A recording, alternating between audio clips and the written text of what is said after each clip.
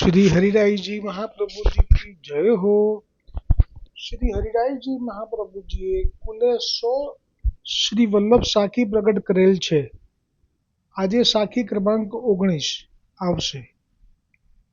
ધરણી અતિ વ્યાકુલ ભઈ, વિધિ સો કરી પુકાર।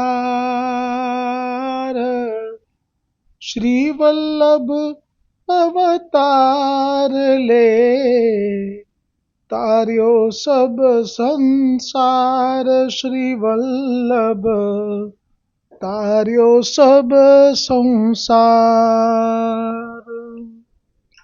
ફરીવાર અતિ ધરણી અતિ વ્યાકુલ ભઈ, વિધિ સો કરી પુકાર।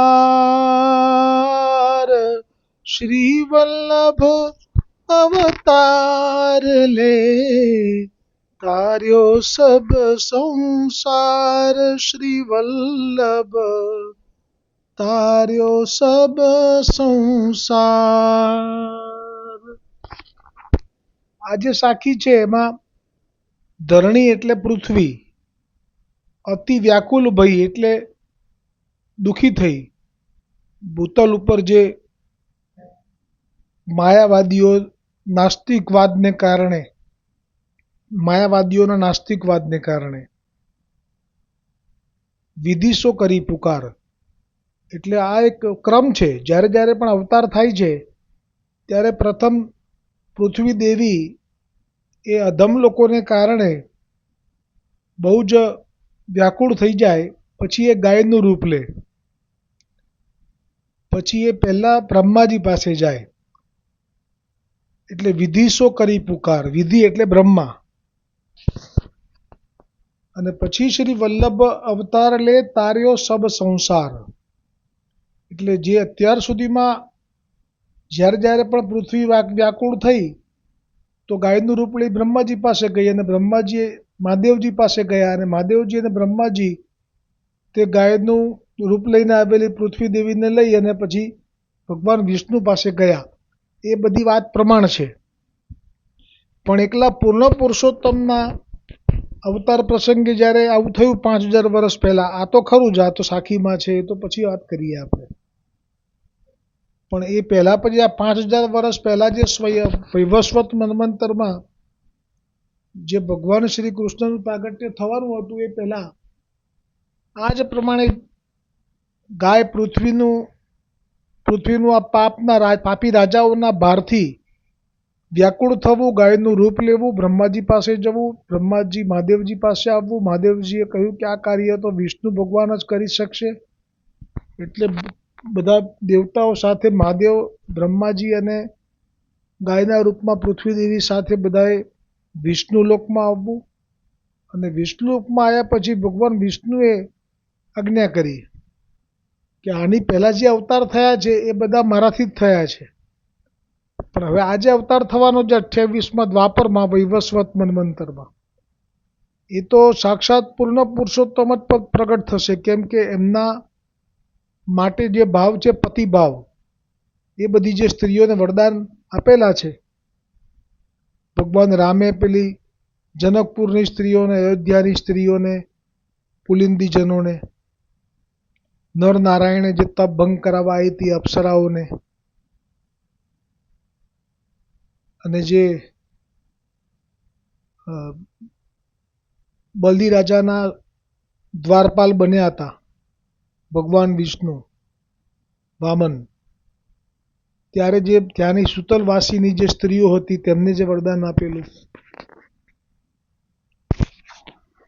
એવી રીતે જે ભગવાન વિષ્ણુ વૈકુંઠમાં વસે તો ત્યાં લક્ષ્મીજીની જે દાસીઓ હોય એ પણ આવી રીતે લક્ષ્મીજી જેવું સુખ મેળવવા માટે જ્યારે જ્યારે પણ મનોરથ કરવા માટે તાપ કરે તો ત્યાં તો લક્ષ્મીજીનો અધિકાર છે, એટલે પછી ભગવાન વિષ્ણુ ભગવાન તો ત્યારે જ કહેવાય કે જ્યારે કોઈ પણ મનોરથ પૂરો કરવો પડે, એટલે પછી એ મર્યાદા આપની જાણી અને આપે એમને પણ સાંત્વના આપી હતી કે તમને બધાને 28મા દ્વાપરમાં રાસમાં લાભ મળશે, એટલે આ બધા જ લોકોના અવતારો જે થયા અને જે વરદાનો આપ્યા એ વરદાનને પ્રમાણે ફળ આપવા માટેનો અધિકાર જે છે એ માત્ર પૂર્ણ પુરુષોત્તમનો છે.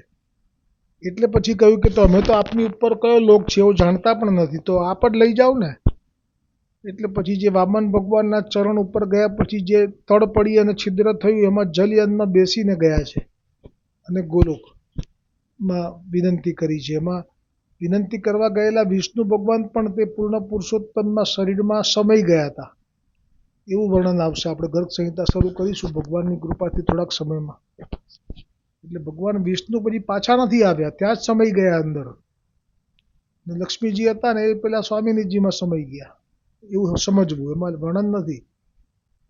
પણ પછી વિષ્ણુ ભગવાન સમાઈ ગયા એટલે પાછળ ને પાછળ જ ત્યાં રામ ભગવાન પ્રગટ થયા ગોલોકમાં, આવું વર્ણન છે. ગર્ગ સંહિતા સચોટ છે, ખોટું નથી. એટલે રામચંદ્રજી ભગવાન એમનામાં સમાઈ ગયા પૂર્ણ પુરુષોત્તમમાં, કેમ કે રામજીએ બધા વરદાન આપ્યા હતા ને પેલી પુલિંદીજનોને અને જનકપુરની અને અયોધ્યાવાસીની સ્ત્રીઓને. એટલે પછી નર નારાયણ પ્રગટ થયા, એમાંથી જે નારાયણ ભગવાન હતા એ પાછા સમાઈ ગયા આમાં. પછી તો નૃસિંહ ભગવાન પ્રગટ થયા છે ત્યાં ગોલોકમાં, અને એ પણ આપનામાં સમાઈ ગયા છે, કેમ કે એમના પણ આશીર્વાદથી કોઈ હશે. કોણ હોય? આમ તો ના હોય કોઈ, પણ છતાંય સમાઈ ગયા છે. કદાચ એના માટે ક્રોધ કરીને અસુરોને મારવા માટે, ધર્મી સ્વરૂપ અને જે સ્વરૂપ છે ને બે અલગ અલગ, એમાં એમના માટે હશે. તો આ રીતે જે પૂર્ણ પુરુષોત્તમ જે છે એમના માટે તો બધા વિનંતી કરવા માટે ગોલોક જવું પડેલું. અને અહીંયા જે સાખી છે એમાં અતિ વ્યાકુળ, ધરણી અતિ વ્યાકુલ ભઈ અને વિદિશો કરી પુકાર. એટલે આ જે લીલા થઈ છે એમાં તો ધરણી ઉપર જે ભૂતલ ઉપર જે પેલા માયાવાદીઓ સાકાર ભગવાન એ તો મનુષ્ય છે એમ કરી અને બધું તર્ક દ્વારા પ્રમાણ કરવા લાગ્યા.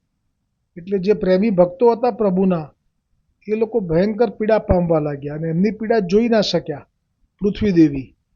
એટલે પૃથ્વી દેવીને નાસ્તિક લોકોથી બહુ જ વ્યાકુળતા થાય, એટલે એમણે જઈને બ્રહ્માજીને કહ્યું. અને પછી બ્રહ્માજીએ નારાયણને વિનંતી કરી કે આ તો વ્યાકુળ થઈ છે પૃથ્વી અને આવું છે. તો ત્યારે નારાયણે એમ કહ્યું કે ના, આના માટે તો હવે જે પૂર્ણ પુરુષોત્તમના મુખારવિંદથી વલ્લભ છે એ સ્વયં પ્રગટ થશે, એ કૃષ્ણ સ્વરૂપ જ કહેવાશે. અને એ જ્યારે ચરણ પધરાવશે ભૂતલ ઉપર એટલે પૃથ્વી દેવીનો જે વ્યાકુળ થઈ છે એ શાંત થઈ જશે અને જે પણ માયાવાદીઓ છે એમનું ખંડન કરી અને ભક્તિ માર્ગનું સ્થાપન કરશે. અને સાથે સાથે વસુદેવજીએ આપેલું વચન જે છે ભગવાન શ્રી કૃષ્ણએ કે ભાઈ તમે અમારે ત્યાં પ્રગટ થઈને ત્યાં જ રહ્યા 11 વર્ષ, તો અમારે 11 વર્ષનો લાવો તો ગયો ને. તો ત્યારે વચન આપેલું કે અમે જ્યારે વલ્લભ રૂપે પ્રગટ થઈશું તો તમારા પુત્ર થઈને થઈશું. એટલે વસુદેવ દાસ એટલે વસુદેવજી આપ લક્ષ્મણ ભટ્ટજી થયા ને ઠાકોરજી આપ મહાપ્રભુજી થયા. એટલે અહીંયા કહ્યું કે ધરણી અતિ વ્યાકુલ ભઈ વિદિશો કરી પુકાર,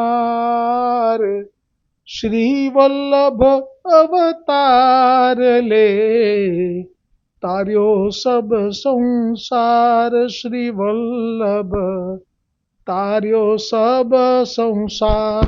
તાર્યો સબ સંસાર, કેટલી વિશાળ વ્યાખ્યા કરી આપે તો.